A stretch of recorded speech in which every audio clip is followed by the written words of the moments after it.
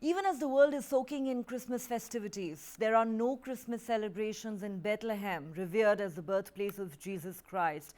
Bethlehem is normally at its busiest at Christmas, but this year, the Israel-Hamas war has scared away tourists and pilgrims from the Palestinian town in the Israeli-occupied West Bank, leaving hotels, restaurants and souvenir shops deserted.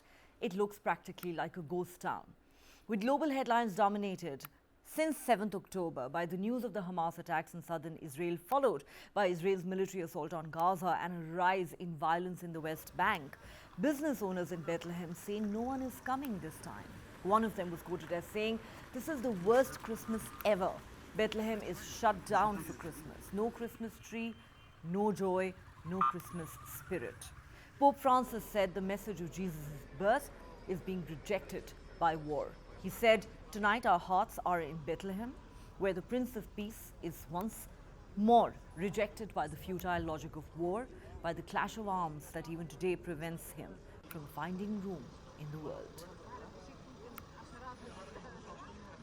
So this year, as you can see, Bethlehem, it's very empty. It's not normal for us in Bethlehem. It's been like, for me, I'm 38 years old.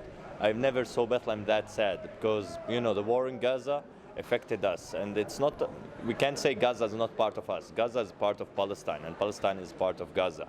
So you can feel no atmosphere, people not feeling Christmas, and Bethlehem is very, very sad. And as you know also as well, all the checkpoints and all the entrances for Bethlehem are all closed.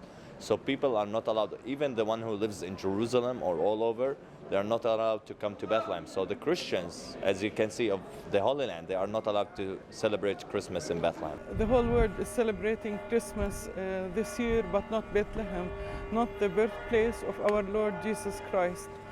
Bethlehem is celebrating Christmas with sadness and sorrow because of what's happening in Gaza and in all the West Bank, all Palestinian territories. Like other years, we used to celebrate Christmas with joy and happiness, with scouts and people coming from all Palestinian governorates and with tourists from all over the world. Unfortunately, this year, we're receiving Christmas without tourists from the world and without Palestinians from other governorates because of the war on Gaza. We cannot talk about tourists now because we don't have any tourists now, but from the beginning of the year until the end of September, we had more than 2.3 million tourists that arrived to Palestine.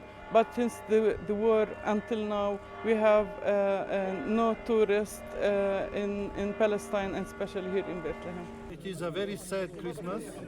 As we saw, there is no atmosphere of feast because we are in a war, terrible war, and our thought goes first and foremost to Gaza, to our people of Gaza, to all the people of Gaza, but special attention to our also Christian community of Gaza who is suffering.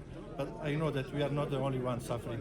2 million are suffering without house, without hungry. They are hungry, unbearable situation, and we are here to pray, but also tonight to ask not just for the ceasefire. Ceasefire is not enough. We have to stop these hostilities and to turn the page, because violence generates only violence. And the message of Christmas is not violence, it's peace.